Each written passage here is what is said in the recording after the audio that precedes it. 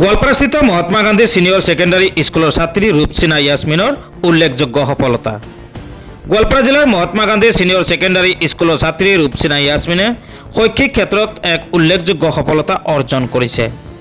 বিজ্ঞান শাখাৰ ছাত্ৰী ৰূপসীনাই উচ্চতৰ মাধ্যমিকৰ চূড়ান্ত পৰীক্ষাত 84% নম্বৰ লাভ কৰি তিনিটা বিষয় কেমেষ্ট্ৰি, বায়'লজি আৰু ফিজিক্সত লেটাৰ মাৰ্কসহ প্ৰথম বিভাগত উত্তীৰ্ণ হৈ বিদ্যালয়খনৰ লগতে জিলাখনলৈ গৌৰৱ কঢ়িয়াই আনিবলৈ সক্ষম হৈছে।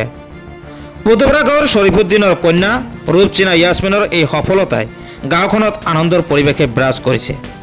ছাত্ৰীগৰাকীৰ এই কৃতিত্বত পৰিয়ালৰ লগতে গাঁওবাসীয়ে উৎফুল্লিত হোৱাৰ লগতে ভৱিষ্যতে তেওঁ অধিক সফলতা লাভ কৰিব বুলি আশা প্ৰকাশ কৰিছে।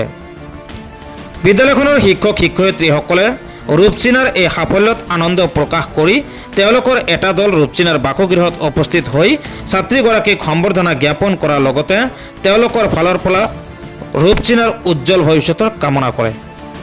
পুদুপাৰাৰ পৰা মিৰ ইছৰাফৰ ৰিপৰ্ট পি লাইভ।